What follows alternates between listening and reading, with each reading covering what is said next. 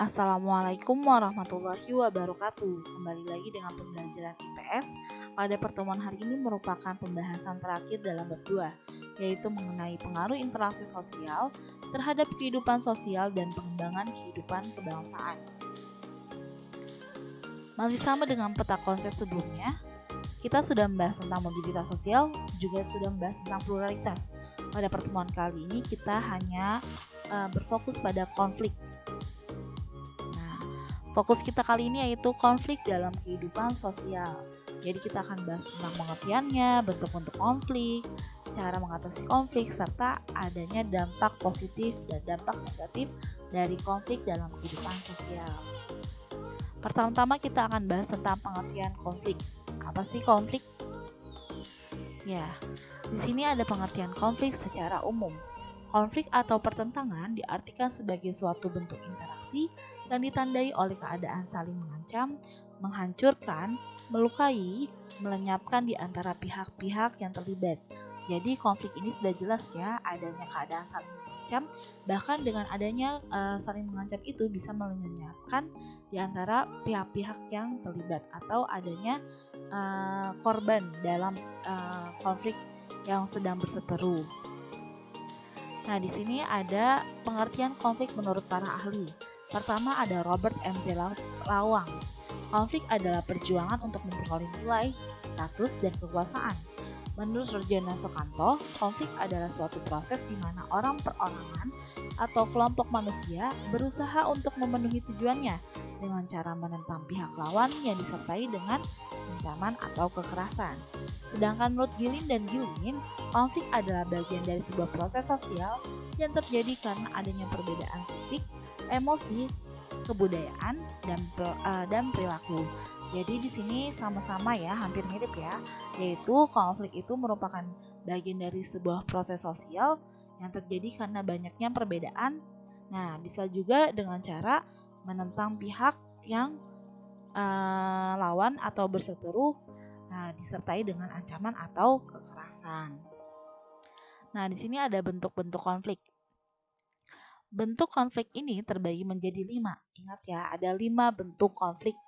Yang pertama berdasarkan sifatnya, yang kedua berdasarkan posisi pelaku yang berkonflik, yang ketiga berdasarkan sifat pelaku yang berkonflik, yang keempat berdasarkan konsentrasi aktivitas manusia, dan yang kelima berdasarkan cara pengelolaannya. Nah, di sini nanti terbagi lagi menjadi bagian-bagian lainnya. Jadi bentuk konflik itu ada 5, tapi ada bagian-bagian yang lagi di dalamnya. Nah, yang pertama kita akan bahas tentang konflik berdasarkan sifatnya. Konflik berdasarkan sifatnya ada 2, konflik destruktif dan konflik konstruktif. Konflik destruktif adalah konflik yang muncul karena adanya perasaan tidak senang, rasa benci, dan dendam dari seseorang atau kelompok terhadap pihak yang lain yang disertai dengan adanya bentrokan-bentrokan fisik yang mengakibatkan hilangnya nyawa dan harta benda. Contohnya konflik Poso, Ambon, Kupang, dan Sambas. Sedangkan konflik konstruktif adalah konflik yang muncul karena adanya perbedaan pendapat dari kelompok-kelompok yang dalam menghadapi suatu permasalahan yang menghasilkan suatu perbaikan. Contohnya perbedaan pendapat dalam sebuah organisasi. Nah, jadi jelas ya di sini ada konflik destruktif dan ada konflik konstruktif. Intinya, kalau konflik destruktif itu bisa mengakibatkan hilangnya nyawa dan harta benda, sedangkan konflik konstruktif konflik yang bisa menghasilkan suatu perbaikan. Jadi destruktif itu bisa ke arah yang merusak atau menghilangkan nyawa. Kalau konstruktif bisa menghasilkan suatu perbaikan. Nah, di sini ada contohnya nih konflik Ambon dan Poso, di mana ada konflik antara umat Islam dengan umat Nasrani atau Kristen, Protestan, dan Katolik. Nah, di sini sebenarnya bukan agama yang salah ya, fokusnya itu bukan ke agama, tapi orang-orang yang berkonflik itulah yang menjadi inti dari terjadinya peristiwa konflik ini. Nah, selanjutnya 2, konflik berdasarkan posisi pelaku yang berkonflik. Nah, di sini ada konflik vertikal, ada konflik horizontal, dan ada konflik diagonal. Konflik vertikal merupakan konflik antara komponen masyarakat di dalam suatu struktur yang memiliki hierarki. Hierarkis jelas ya, bertingkat antara atas dengan bawah atau bawah dengan atas. Contohnya, konflik yang terjadi antara atasan dengan bawahan dalam sebuah kantor. Yang kedua, konflik horizontal merupakan konflik yang terjadi antara individu atau kelompok yang memiliki kedudukan yang relatif sama. Contohnya konflik yang terjadi antar organisasi massa. Nah, jadi konflik horizontal ini memiliki kedudukan yang relatif sama. Beda dengan vertikal tadi ya, ada antara atas dengan bawah atau bawah dengan atas. Dan yang ketiga, konflik diagonal merupakan konflik yang terjadi karena adanya ketidakadilan alokasi sumber daya seluruh organisasi sehingga menimbulkan pertentangan yang ekstrim. Contohnya konflik yang terjadi di Aceh. Jadi adanya ketidakadilan alokasi sumber daya ini mengakibatkan salah satu wilayah di Indonesia yaitu Aceh melakukan konflik diagonal karena merasa adanya ketidakadilan dalam alokasi sumber daya. Nah, di sini contohnya konflik buruh dengan pengusaha merupakan contoh konflik vertikal, di mana buruh itu menuntut adanya upah. Nah, upahnya tidak sesuai dengan kerjanya. Nah, di sini adanya tolak upah murah. Nah, selanjutnya di sini ketiga, konflik berdasarkan sifat pelaku yang berkonflik. Ada dua. Pertama, konflik terbuka dan kedua, konflik tertutup. Konflik terbuka merupakan konflik yang diketahui oleh semua pihak, contohnya konflik antara Palestina dengan Israel. Sedangkan konflik tertutup merupakan konflik yang hanya diketahui oleh orang-orang atau kelompok yang terlibat konflik. Sudah jelas ya, kalau konflik terbuka itu pasti seluruh dunia itu pasti tahu. Nah, apalagi Palestina dengan Israel ini belum terselesaikan sampai sekarang. Nah, di sini ada salah satu gambar dari terjadinya konflik Palestina dan Israel dan merupakan dari konflik terbuka. Nah, sampai sekarang belum terselesaikan masalah antara dua negara tersebut.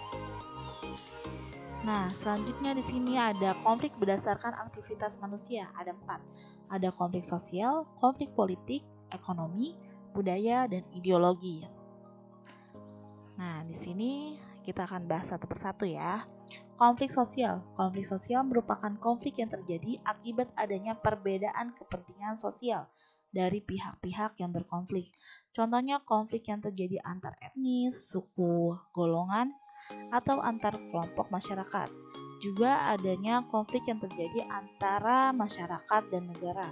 Itu masuknya di antara konflik sosial. Nah, konflik politik merupakan konflik yang terjadi karena adanya perbedaan kepentingan yang berkaitan dengan kekuasaan. Contohnya konflik yang terjadi antara pendukung suatu partai politik.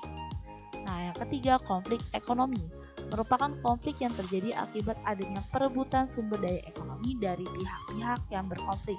Contohnya konflik antara pengusaha ketika melakukan suatu tender. Nah, itu berkaitan dengan konflik ekonomi. Nah, selanjutnya konflik budaya dan konflik ideologi. Konflik budaya merupakan konflik yang terjadi karena adanya perbedaan kepentingan budaya dari pihak yang berkonflik. Contohnya perbedaan pendapat antara kelompok dalam menafsirkan RUU anti pornografi dan porno aksi. Sedangkan konflik ideologi merupakan konflik yang terjadi akibat adanya perbedaan paham yang diyakini oleh seseorang atau sekelompok orang. Contohnya ini konflik yang terjadi pada peristiwa G30 SPKI. Nah, selanjutnya konflik berdasarkan cara pengelolaannya dibagi menjadi 3. Konflik interindividu, konflik antar individu, dan konflik antar kelompok. Kalau interindividu merupakan tipe yang paling erat kaitannya dengan emosi individu hingga tingkat keresahan yang paling tinggi. Ada 2 penyebabnya nih, karena ada kelebihan beban atau ketidaksesuaian seseorang dalam melaksanakan peranan. Contohnya nih, seseorang yang dipaksa untuk memilih antara tujuan yang sama tidak diinginkan. Jadi ada seseorang disuruh pilih nih antara satu dengan satunya, tetapi keduanya itu tidak diinginkan oleh individu yang disuruh pilihnya itu. Kedua, konflik antar individu merupakan konflik yang terjadi antara seseorang dengan suatu orang atau lebih. Sifatnya kadang-kadang substansif, yaitu menyangkut perbedaan gagasan, pendapat, kepentingan, atau bersifat emosional yang menyangkut perbedaan selera dan perasaan like atau dislike, perasaan suka atau tidak suka. Nah, konflik antar kelompok yaitu konflik yang banyak dijumpai dalam kenyataan hidup manusia sebagai makhluk sosial karena mereka hidup dalam kelompok-kelompok. Contohnya konflik antar kampung atau wilayah. Nah, bisa saja ya antara wilayah yang satu dengan wilayah itu melakukan konflik karena adanya sesuatu hal yang bisa menimbulkan konflik. Nah, selanjutnya ada penyebab munculnya konflik. Penyebab munculnya konflik ada 4. Ada perbedaan antara perseorangan, perbedaan kebudayaan, perbedaan kepentingan, dan perubahan sosial. Yang pertama, perbedaan antar perseorangan. Nah, perbedaan antar perseorangan ini dapat berupa perbedaan pendirian, pendapat, dan keyakinan. Contohnya, ketika berlangsung pentas musik di wilayah permukiman, nah itu pasti ada dua pendapat yang berbeda. Ada pendapat yang merasa terganggu karena berisiknya, tapi ada juga pendapat warga yang merasa terhibur akan alunan musik tersebut. Selanjutnya ada perbedaan keyakinan beragama. Yang kedua, perbedaan kebudayaan. Perbedaan kebudayaan memengaruhi pola pemikiran dan tingkah laku seseorang dalam kelompok kebudayaan yang bersangkutan. Hal ini akan terjadi perbedaan nilai dan norma dalam masyarakat. Contohnya seperti konflik antara suku Dayak dengan suku Madura di Sampit atau terkenal dengan konflik Sampit Kalimantan Tengah ya pada bulan Februari 2001. Nah, hal ini disebabkan karena adanya konflik kultural yang dipicu oleh perseteruan. Jadi, konflik perbedaan disebabkan karena perbedaan budaya ini, contohnya konflik Sampit, yaitu antara suku Dayak dengan Madura. Selanjutnya, perbedaan kepentingan. Setiap individu atau kelompok memiliki kebutuhan dan kepentingan yang berbeda dalam melihat atau mengerjakan sesuatu. Nah, contohnya ini seperti pergusuran paksa di pedagang kaki lima oleh Satpol PP. Di satu sisi pedagang kaki lima itu menjajakan barang dagangannya di tempatnya strategis yang biasanya di pusat keramaian yang bukan untuk berjualan. Nah, pastikan pedagang kaki lima ini tidak melihat melanggar atau tidak melanggarnya kan. Yang penting ramai. Nah, di satu sisi lagi Satpol PP ini memiliki kepentingan yang berbeda, yaitu dia bertugas untuk menertibkan tempat-tempat umum seperti trotoar, lorong, gang, atau tepi-tepi jalan raya. Nah, jadinya ada pergusuran secara paksa yang dilakukan oleh Satpol PP untuk pedagang kaki lima. Selanjutnya, perubahan sosial. Perubahan sosial dalam sebuah masyarakat terjadi terlalu cepat dapat mengganggu keseimbangan sistem nilai dan norma yang berlaku dalam masyarakat. Contohnya masyarakat pedesaan yang mengalami proses industrialisasi yang mendadak akan memunculkan konflik sosial. Kenapa? Karena nilai-nilai yang lama itu pada masyarakat tradisional kan coraknya seperti pertaniannya. Nah, mau nggak mau secara cepatnya itu akan berubah menjadi nilai masyarakat industri. Nah, hal ini bisa menimbulkan konflik sosial yang disebabkan karena adanya perubahan antara industri dengan pertanian yang sebelumnya. Nah, sekarang kita akan bahas tentang wujud konflik dalam masyarakat. Nah, wujud konflik dalam masyarakat ada 4. Ada konflik individual, konflik antar kelas atau antar kelompok sosial, ada konflik rasial, dan ada konflik politik.